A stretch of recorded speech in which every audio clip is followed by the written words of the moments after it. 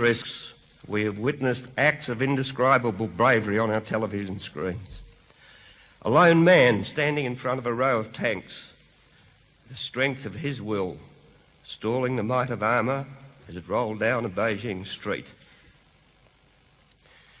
Young people confronting lines of armed troops, not in anger, but in disbelief that an army could unleash force on its own people with such cruelty.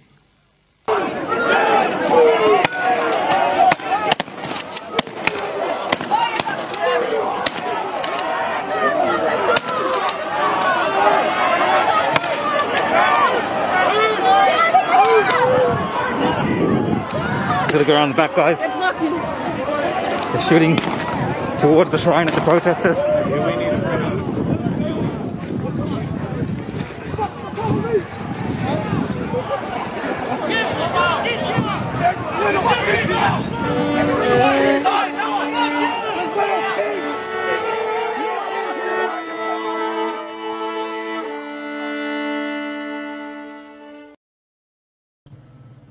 Welcome to Cafe Lockdown, and in by the skin of his teeth, right, like just getting over the line, Eugene, Donnini, you just made it, mate. Oh my God. What a time for the bloody we need more stress. We're going to go into totalitarianism. We need all the stress we can get, so thank you for Well, good to hear that. Can you hear me okay? Yeah, you sound good. Yeah, that's good, mate. Yeah. Yeah, All right. I'm going to let you What a and time to start decide to reboot your computer, Eugene. 5 minutes before we get on, 5 minutes before we get on, you decide to reboot your computer. No, it done it on. I don't know. It just happened on it. I don't know. It just did it itself, mate. I don't know what the hell went on there. It just. I nearly You're had making my IT sound really good, Eugene. I like that. I'll give you that. At least you're making me sound like I'm a bit of an IT whiz. Mike is usually looking at me going, "Oh, mate, can you just do something?"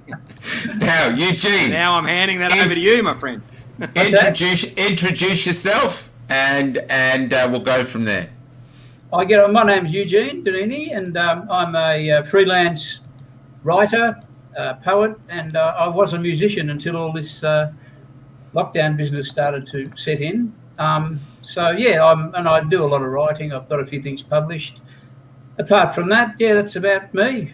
Basically. Where have you had your work published, Eugene? In Quadrant and several magazines. Quadrant. I've had the last 4 articles that I've written published in Quadrant. The April, May, June, and July, August editions. Okay, and what's Quadrant? Can you tell us a little bit about Quadrant magazine? Oh, Quadrant's basically it's known as a conservative magazine, but it also has it will publish a broad, a variety of opinions and a variety of points of view, as long as they're reasonably argued and set out. I suppose it's probably, if you look at the left publications, it's freer and more open than a lot of those other publications, and it survives off its own. It doesn't have any funding from anybody. It survives off its, the people that buy it. It used to have funding, though, didn't it? It did used to have funding until Malcolm Turnbull decided that he would take the funding away from a conservative. Yeah, the only conservative magazine getting any funding from the Australia Council. That's right. Now they get nothing. Does that tell us something? Pardon? Does that tell us something about Malcolm's political leanings, or? Oh, Malcolm. Well, I don't know much about him. Malcolm Turnbull, you mean? Yeah. Yeah, well, I think he's kind of like, well, from what I know, he's on the right, but on the left in a lot of his the way he makes decisions and policies, and who he used to be. But I'm not quite sure, really. I'm not really up with the politics that much. Well, rumor has it that he was trying to get a seat with the. Sorry, you're the expert. I know he's He's a theoretical expert. How does my mic sound now? Because everyone's texting me going, my mic sounds terrible. So just let me know. It's quieter than usual. It's quieter than usual. Yeah. All right. Maybe. But your end as well. How's that? Yeah, that sounds okay. Yeah, that's better. That's good. That's No. good. I can hear you. Yeah. So, Eugene, you've got a Just give me an submission. announcement. This mic, don't buy it. Shit. I don't have a mic at all. Eugene, you've got a submission before Quadrant at the moment, haven't you?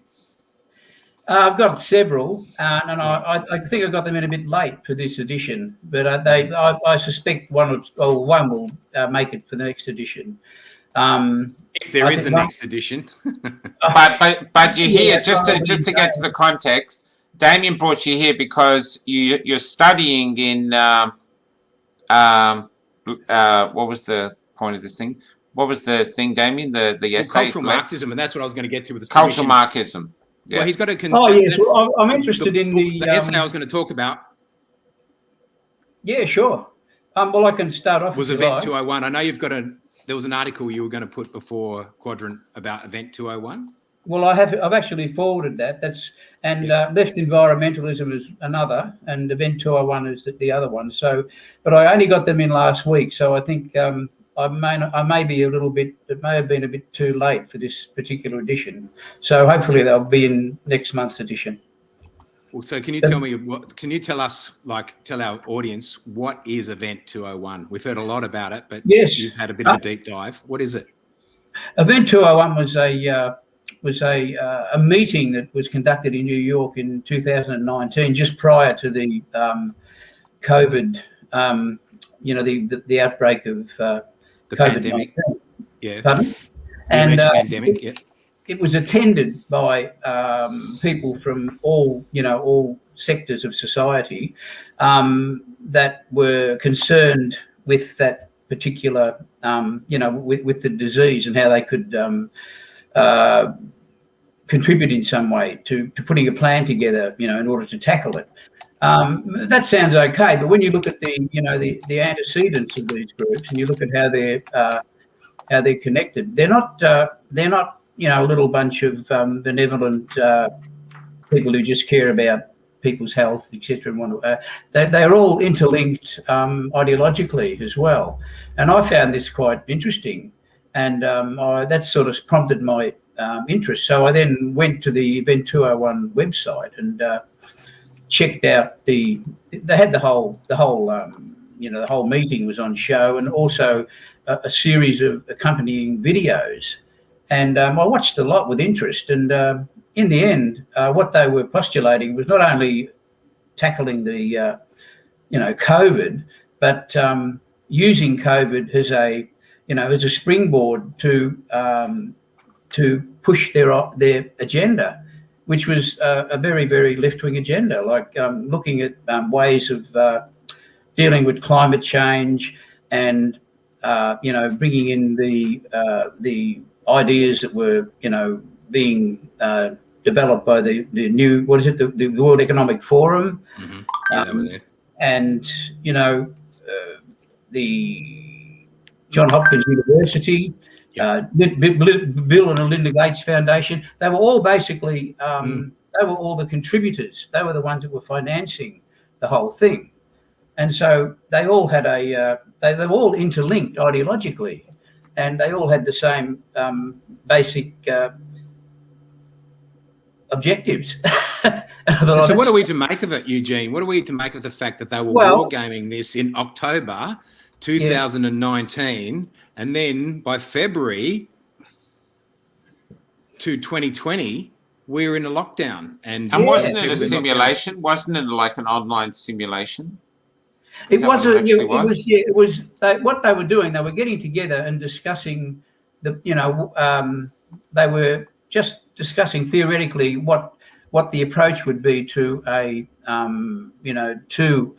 pandemic, and that was the idea. So you had people from the corporate world, from the drug companies, from those so there are other companies who design and engineer the viruses for the companies. And you also had representatives of the World Health Organization, from Johnson & Johnson. And you had the executive director of the World Health Organization, I think his name is Michael Ryan. He's the fella under Tedros. He's the next, he's Tedros's right-hand man, basically. So Who's Tedros?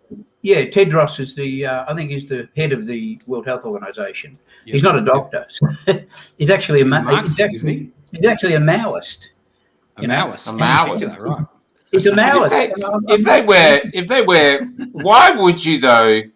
I mean, apart from complete arrogance, why would you televise what you were going to do just before you were going to do it, and then You're making some assumptions there, Michael. You're making some.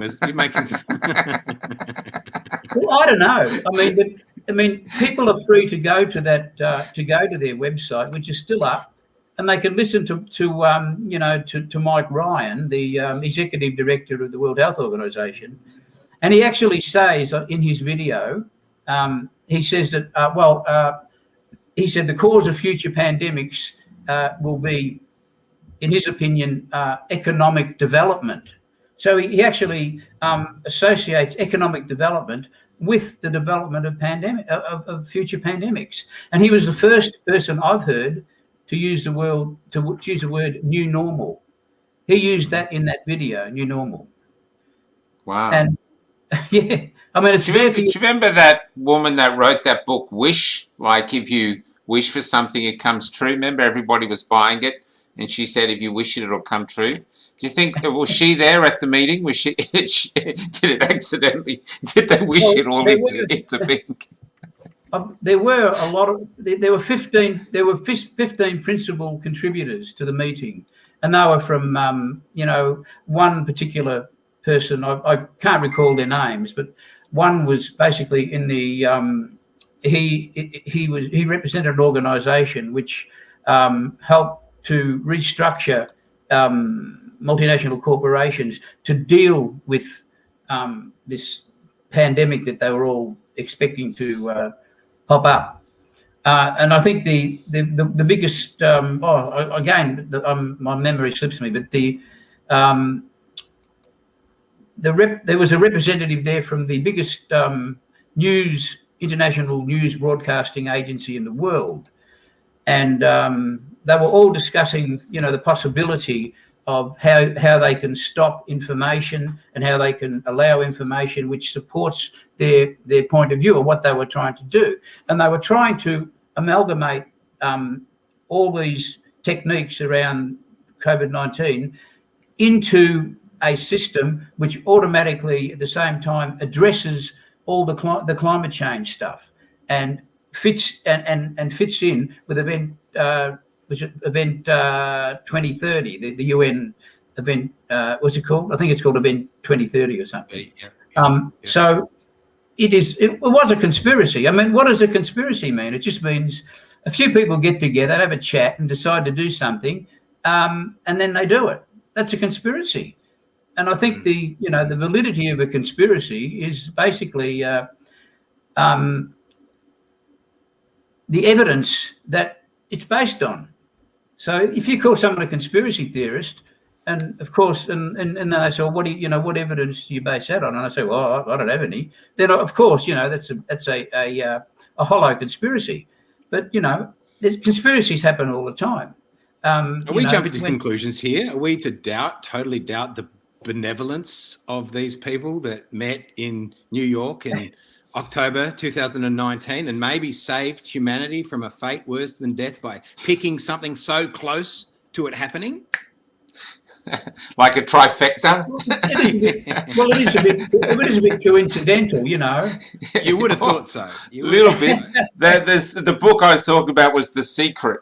I remember when that came out, it was a worldwide smash. The Secret. You wish it comes true. That's what I was joking about. But yeah, it did. I have heard about this, and it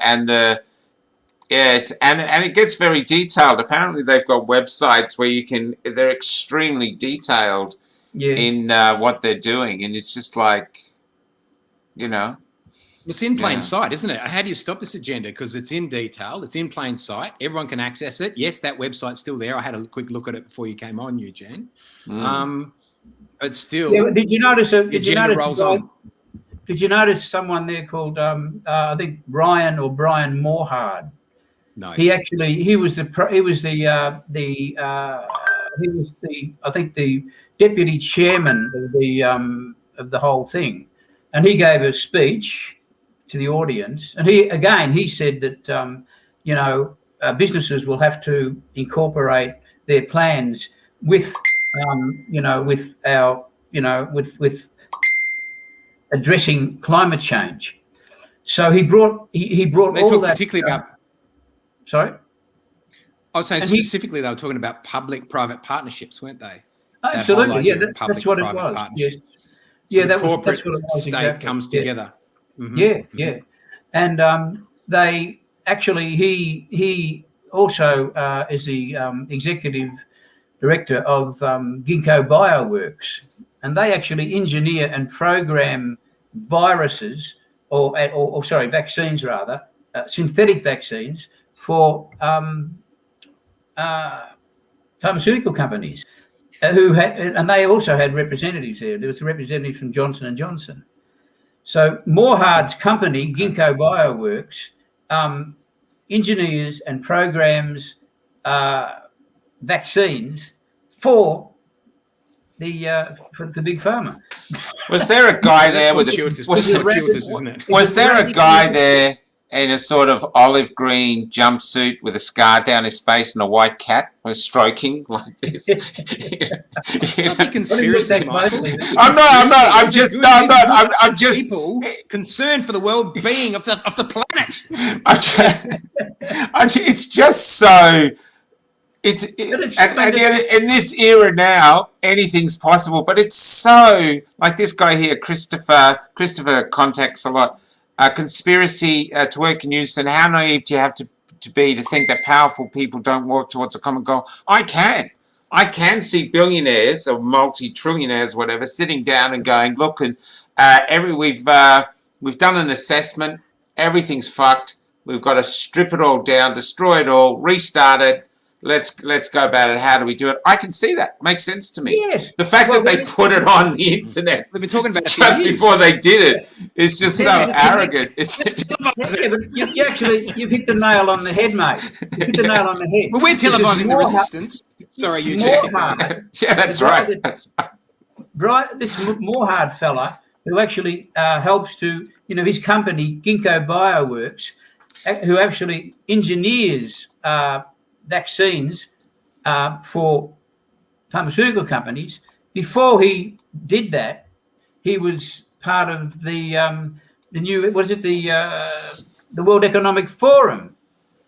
He was actually involved with the World Economic Forum, and they're the ones that are talking about all sorts of things. Synthetic, was it life or some bloody thing? I don't know.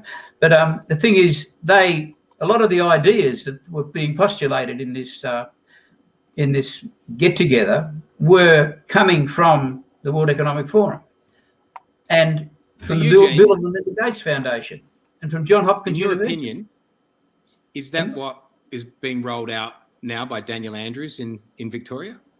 Well, I think it's. I really think that it's part of a network.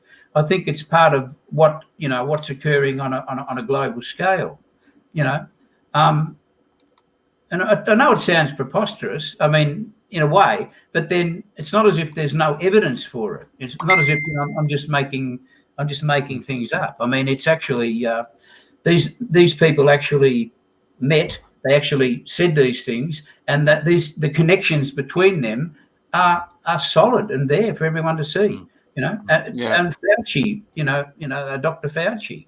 I mean, he gives lectures at the Johns Hopkins University. Johns Hopkins University was one of the sponsors of this. Was he there? Was Fauci there too? No, he wasn't there. But he actually the Johns Hopkins University was one of the three principal backers or financiers of this meeting.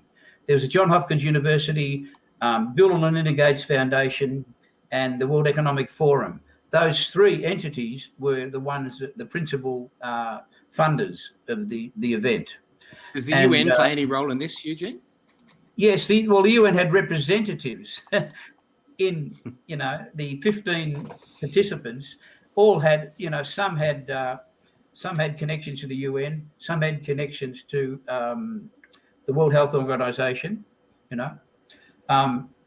Imagine being the caterers with all your waiters walking around as the caterers. You know, all these waiters walking around listening to these rich people planning to destroy them and their families. And they don't care.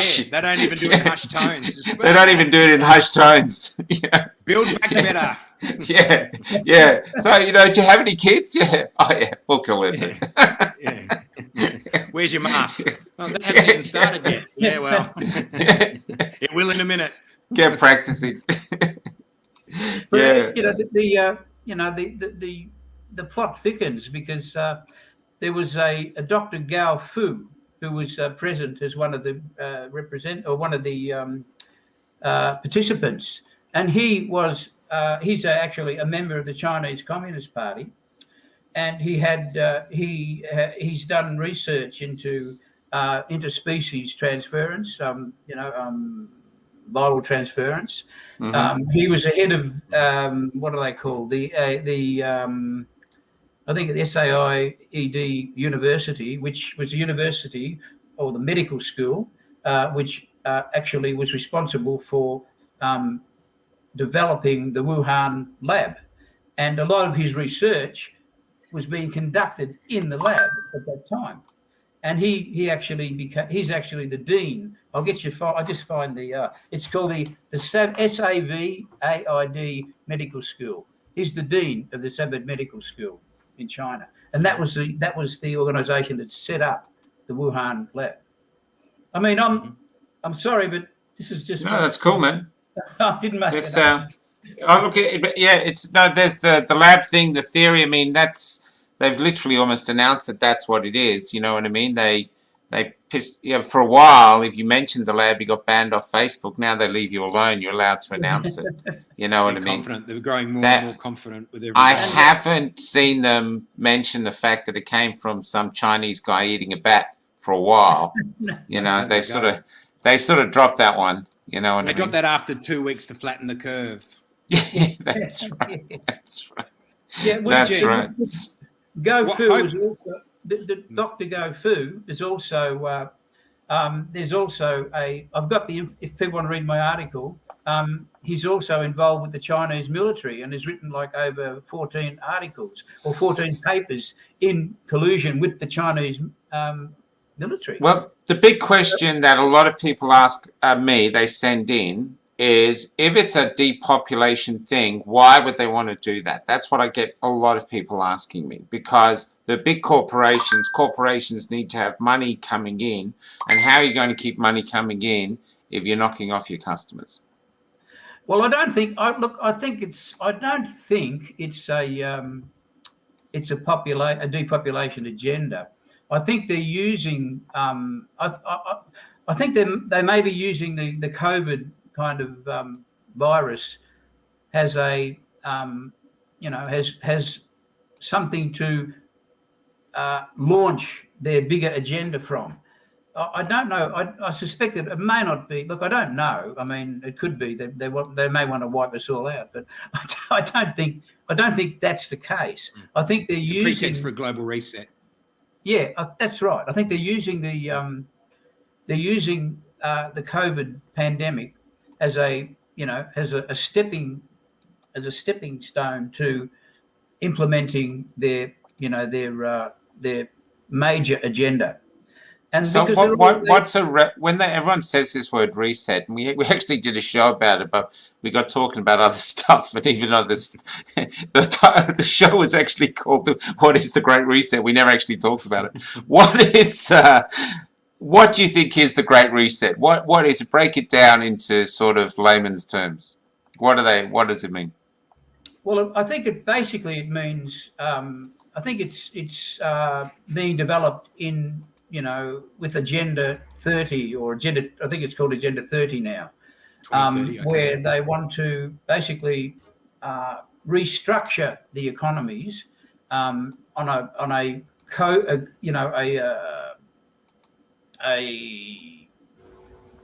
carbon kind of neutral basis, move from coal to Solar? Renewables. solar and Renewables? solar and wind, yeah, and they want to shift the whole economy more towards multinational global corporations, and they want to destroy small business. They want to get rid of. They're doing that. There was something in Parliament said 100 small businesses in Victoria going under each week. Yeah, each week. That's part of the agenda, and I think it's just one way of destroying our independence, isn't it? It destroys our independence. That's exactly what they're doing. Yeah, to take cash out of the economy as well, destroy the family. It's the old Marxist tropes from the way back. Even now that they've opened up, the fact that the unvaccinated can't get in, and there's well over, I believe, 1 million people unvaccinated in Victoria, means that even though you're open, you're limited numbers, you can't actually prosper and start paying the bills. You're just basically almost virtue signaling. That's right. And like with this new pessimism with his dictatorial powers, he can now just come in and declare a lockdown whenever he feels like it. So if you're in a small business and you're trying to plan ahead and you're trying to look after your staff and your customers and buy stock, I mean, how the hell can you do it? I mean, you can't. And another lockdown, you can't. No, you can't. And that cruelty kept happening to them, didn't it? And these snap lockdowns all the time. People would be ready. They'd be getting ready. I think it was Mother's Day or something. They had all this food in, ready to go. No, bang, lockdown. Yeah. Food destroyed, gone. Confidence destroyed. Absolutely. Even now, you go into the streets of Melbourne, and it's still not like there's a confidence. It's easy to find a park still. Really easy to park right out the front of Parliament. Yeah. In fact, it was 2 hours last time. I think it was that quick. The last one. In the morning there was no cases. About 9 o'clock there was a case. By the afternoon, everything was shut. Now suddenly there's thousands of cases, and everything's opening. So just trust the science, please. Stop being pessimistic. Trust the science. And then there's this vaccinated only gym thrown into isolation as 15 people test positive for COVID. Wasn't us. And that's Kerry Chant, or with H. I think it's H. Kerry Chant, and she is a scientist in bureaucracy. That's what she's got her degree. Yeah, she doesn't have the. I've actually heard one of the scientific bureaucrat. Yeah, it's. I think it is there's enough evidence to demonstrate very clearly that it is a conspiracy. I mean, look at, look back at the anti-lockdown protests that we've had over the last few months or over the last year. I mean, I've attended several. And when I attended, I saw mums, dads, kids, old folks, people who are frustrated with, losing their business, their jobs, their family. Some people are not even able to put food on the table. And then you get publications like the Green Left, Guardian, and all of these leftist publications. They're describing those people as fascists, racists, anti-vaxxers, conspiracy. Here it is here. Racists, fascists, far right. The head of the union too. The head of the union, she's saying exactly the same thing. No jab, no jab. Don't be a scab, get the jab, and all this sort of stuff. That's the new one. Yeah, don't be a scab, get the jab. So that public-private partnership that they talked about at an event, the new one now is the universities. The universities aren't allowing people to finish their courses. So I've been approached by so many people that are like 2, 3, 4 years into a course and they can't finish it. And if they, and they can't get their money back. And that's having from loads. I mean, it's absolute carnage out there. It's I try to get people's individual stories on here, but there's so many. It's extraordinary, It's deliberate. Absolutely. And it doesn't make any sense. It just doesn't make any sense from a humanitarian, caring, or even economic point of view what we're doing by destroying everything. It just doesn't make any sense. It does make sense from the point of view of what these people are That's right. I mean, that's the only rationality that sort of fits the, like a corporate takeover or some sort of takeover or change, then it makes sense. From otherwise it doesn't make a lick of sense. No, you know what I mean? And I think we've got to start, showing the links between these people. Because, you know, if we go off on tangents and say, well, you know, Daniel Andrews is this, and yeah, he may be on one level, but on another level, the connections there really need to be exposed. We need to show how, you know, how Daniel Andrews is, you know, he's actually fulfilling a broader agenda, which is not, he didn't make it up. That agenda was, you know, that agenda was pre-planned a long time ago. I mean, so how do we fight the agenda, Eugenie? How do we fight this agenda? You just find the evidence and write something, or, you know, on your program, present the evidence, present the, you know, the people that are researching that kind of thing, and show those connections. I think it's very important to do that. Otherwise, you know, we're going to be led up 1,000 blind alleys, and we won't know, you know, where to look. And I think that's it's fair to make those connections, but it doesn't seem to make any difference, Eugene. We've been making those connections for over a month, and there's a lot of people before us that were making those connections. You've been writing about these connections for a long time. Oh, my inbox, yeah. Sorry, go ahead. Yeah, I'm just thinking, what difference would that make ultimately? This agenda continues to roll out. They have Event 201, and they basically publicise it to everybody. You can still get online and read about it. They don't seem to have a problem in the world with that. They don't seem to care. Even here, Michael, it does make sense from a humanitarian perspective. Answer that question. Hold on.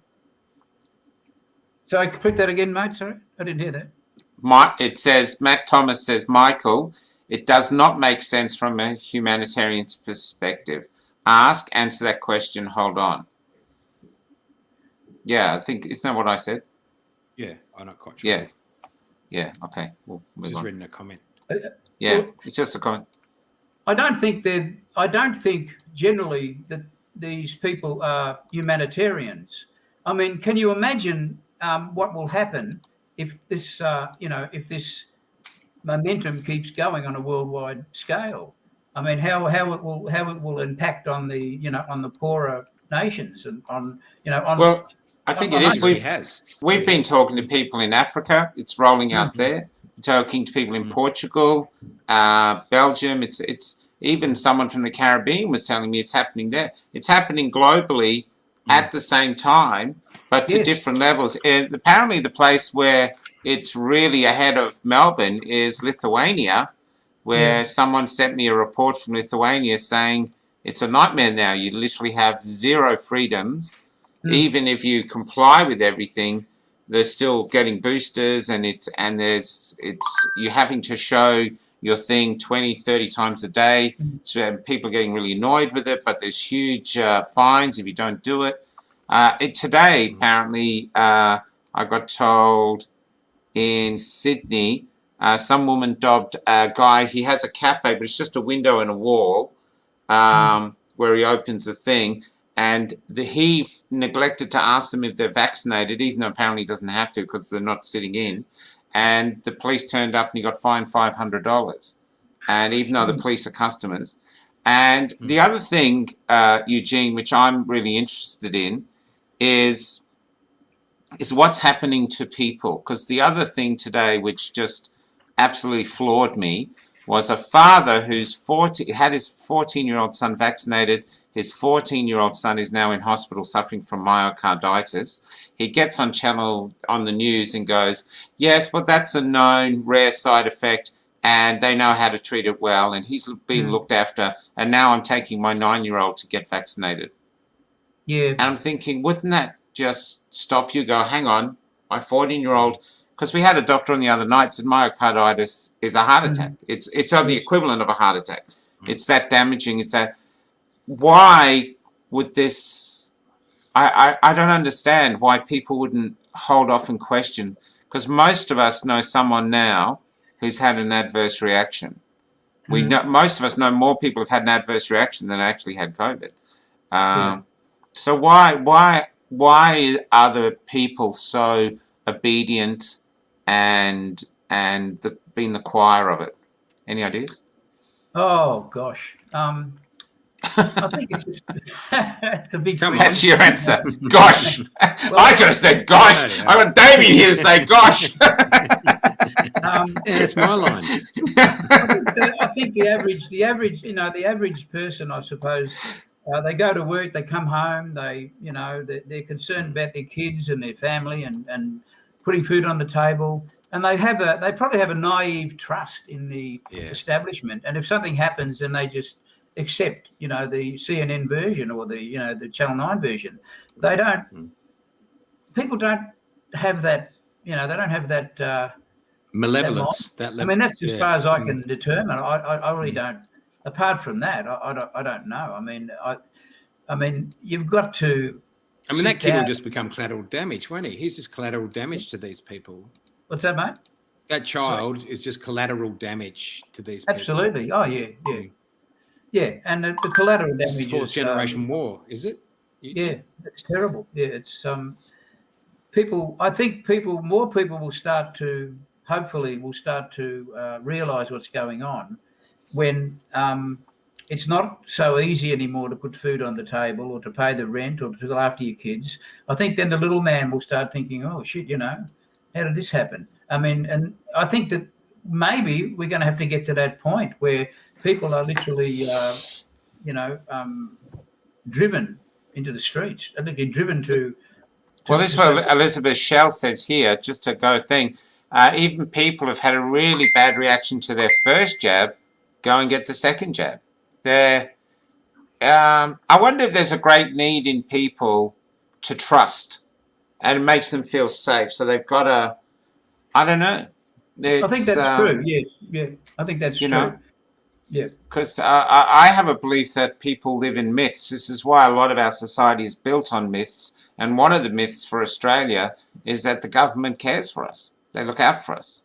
And I think now, because I heard another thing I heard today was some guy went into an op shop and all the women there were just singing the praises of Dan Andrews, saying they don't know how they get by without him, and he steered them so well, and they're so they were like his. And this guy just lost it, and so, but that's how they see him. That's how they see him. So a lot of people see him that way. Not everybody does. That's the same with any politician. There's always haters and there's always admirers. Yeah. Well, that's basically, if you look throughout history, it's been the mother of all fear campagns. Pardon? Oh, yeah. It's been the mother of all fear campaigns. It is. It's a total fear campaign. That's how they feed it. Basically, that's what they. That's how they grow. They set the fear campaign up now. Dan looks like he's delivering on that, protecting us. Yeah. Oh well, yeah. Well, there's nothing stopping him now. He could just decide, who goes to jail when and when the next lockdown begins, and he doesn't have to ask permission. He just does it. Well, that's where we're going. I think that's the most worrying thing now. We interviewed a politician today, Richard Reardon, I think, and he. That's what he said. Once he gets these laws, he doesn't need the parliament. These are emperor laws. Yeah, and he's shown that he's quite happy playing that role. He said things like personal freedoms. People talking about personal freedoms annoy him because they get in the way of what we can all achieve.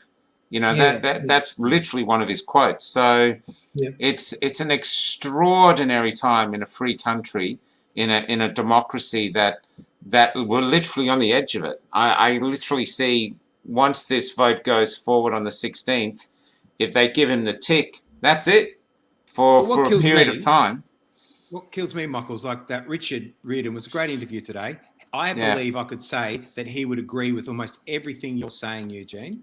He would agree with it. Except when you said to him, well, let's see you on the steps of Parliament tomorrow at 12 o'clock, bring some of your constituents from the country down. He went, oh, hang on. That's against the law at the moment, as the law stands, and I want to still be a law-abiding citizen. It's like you can't believe that naivety, even inside of a politician, or he's still playing the angles. The angles. Yeah. I'm just going to announce now. There's 2 marches tomorrow. 2 protests tomorrow. Apparently, they're all lining up. There's this one here. This is Rise Up Melbourne. That's at the State Library. But I think you better double check on Telegram and the other things, because this one here is Stop the Power Grab.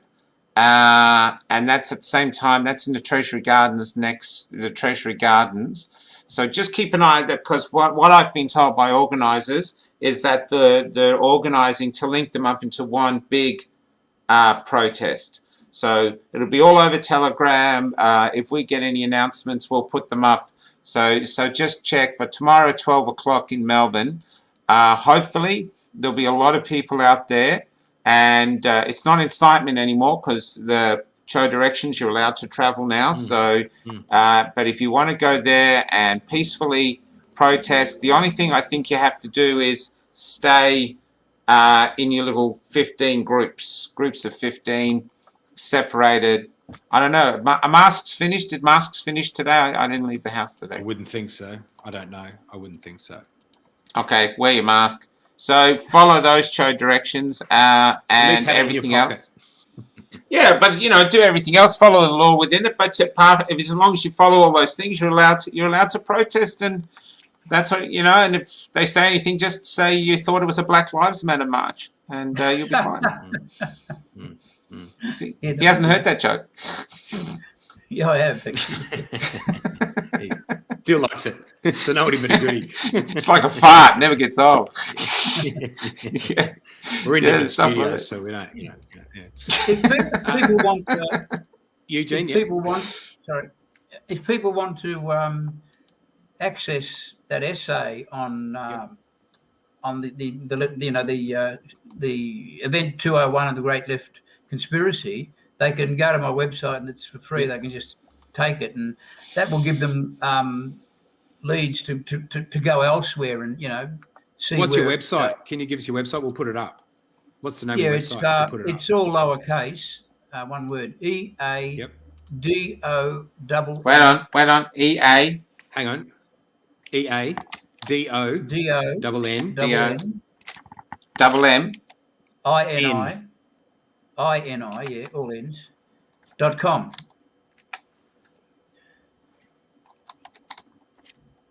Shouldn't there be an @ somewhere there? No, it's a website. No, it's just eadonnini.com. That's it. If you there, EADONNINI.com. That's it, mate. Yeah, that'll get them straight there, and they can take whatever they like. It's all free. They can.